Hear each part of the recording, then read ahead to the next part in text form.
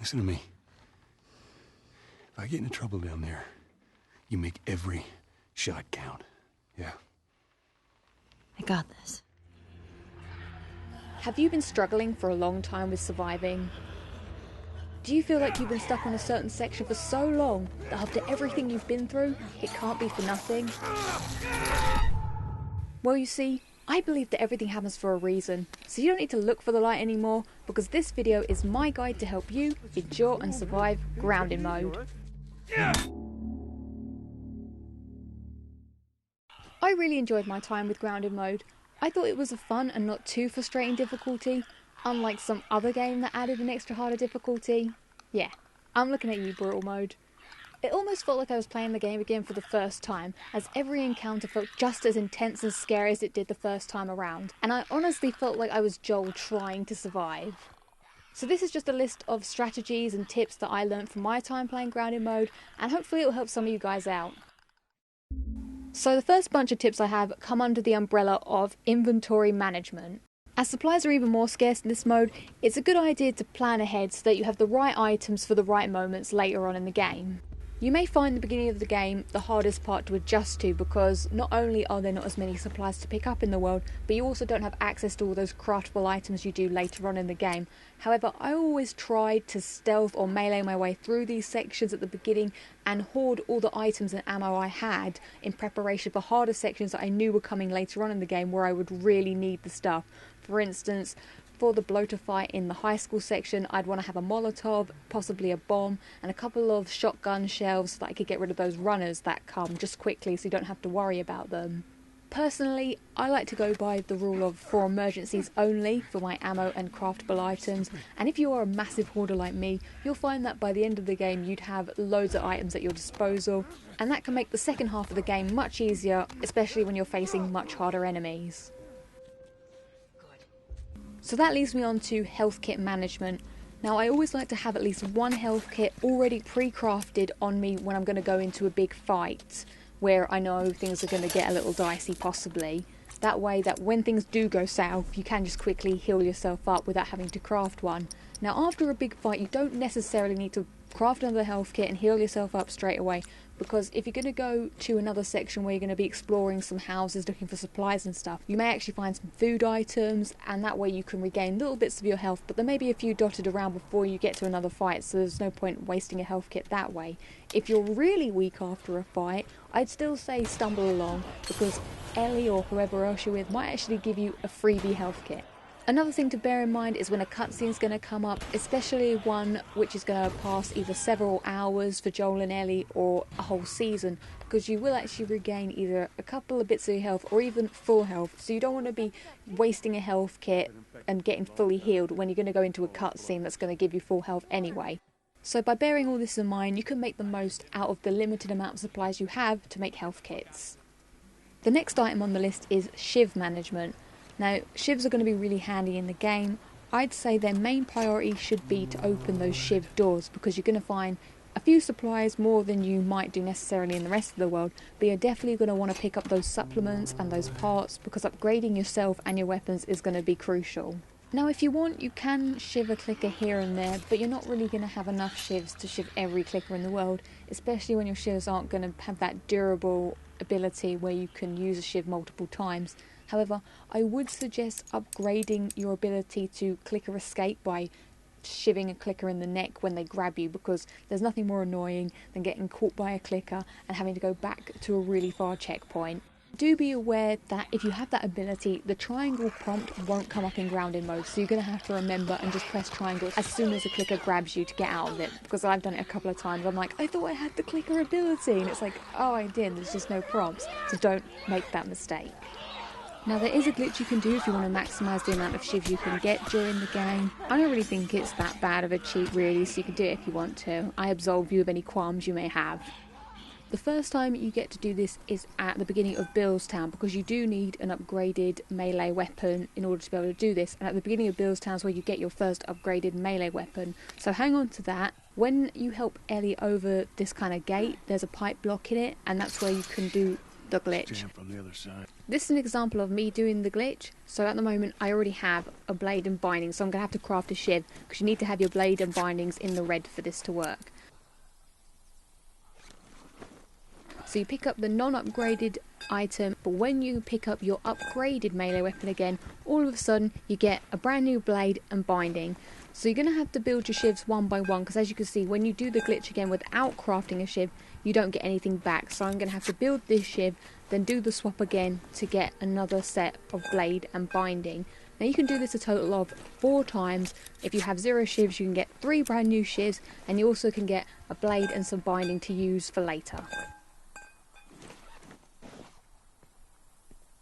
The next item I want to talk about is your bricks and your bottles, because they become essential in grounded mode. Whilst all the other supplies may be limited in the world, you can find an abundance of bricks and bottles just littered about the place, so use that to your advantage. Now you can use these items in a variety of ways, for instance as a distraction, if you want to move an enemy out of the way, or maybe move an enemy into a more secluded part of the area so you can quietly take them out for a stealth attack without the others seeing. They could be used as an alternative melee weapon. For instance, I like to keep my upgraded 2x4 or whatever to have as like a safety net for if like someone just comes up and grabs me, I can quickly mash square and then I know that I've got a one-hit kill and everything's going to be okay.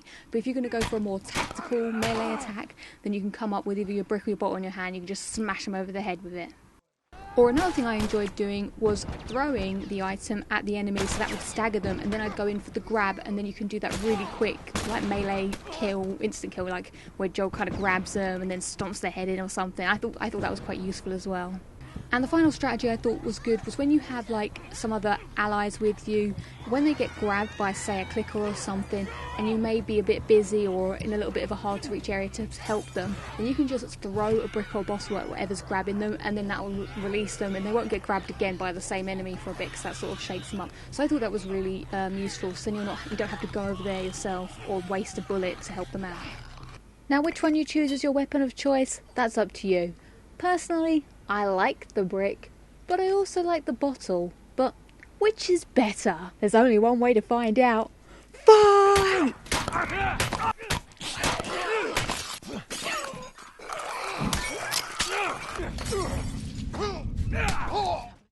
Next up on my survival guide is stealth tactics.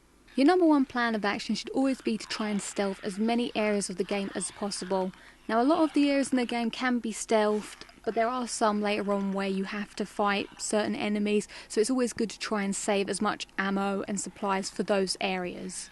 There are a couple of areas in the game where you can actually progress to the next section without having to kill anybody, be it infected or hunters. So for instance, a lot of the times when you're facing clickers, especially at the beginning of the game where you may not be as equipped to take on all the clickers because you don't have an upgraded shiv and stuff, there are a few hunter bits you can do it, like in the hotel you can actually go past all the hunters in that hotel, make it upstairs to the lift bit and carry on. Always try and see if that's possible, because then you're not using anything. However, other areas of the game may require you to do something loud at the end in order for you to progress. So if you need to open a door and it may make a loud screeching noise, or turn on a generator or something, that will obviously alert all the enemies in the area. So for those occasions you should try and take everybody out as quietly as possible. For those times where you're going to have to take everybody out, I always try and opt to use my hands first, so the grab and the strangle attack, and then if I have to, like if an enemy's going to be harder to kill possibly, or in a little bit more of a dangerous place, then I use my bow, because at least with your bow you have like the possibility of getting an arrow back, so make sure you upgrade your bow because it will be a lifesaver for those tougher areas. Human enemies are probably going to be a little bit tougher to stealth than the infected, as even though runners and stuff can see, they're not really too bothered unless you're making a lot of noise. So if you're like strangling someone quietly, even in their kind of eyesight area, normally like a runner's like looking down crying to themselves, so they're not really paying much attention until something happens directly around them. However, humans on the other hand, they're walking around, they've got like a patrol cycle, so you've got to be more aware of where people are going to walk and if someone's going to see you do the strangle animation, because it does take quite a long time. So if you're going to grab someone, then maybe drag them a little bit further away from where everyone else is and take them out quietly there. The other thing to remember is when trying to be stealthy, you're going to have to be really, really patient. It may take quite a long time to take everybody out because you have to walk slow and stuff, but it is worth it, because otherwise if you die because you make a little bit of an uncalculated risk, you will have to start back really far away, and it will be really frustrating. And then the more you have to retry the section and go back all the way, the more you're going to start, you know, trying to take some shortcuts and do things a bit quicker. So do just take your time, walk around slowly. With hunters, you can actually walk at Joel's normal crouch speed. You can even not run, but kind of like, you know, lightly jog up behind hunters. They can't hear anything. But clickers, on the other hand, have much more sensitive hearing on grounded, even the runners and the stalkers and stuff. So you will have to push really, really lightly on the analog stick as you walk up behind them, because you'll be surprised. They can hear you when you can't even hear anything.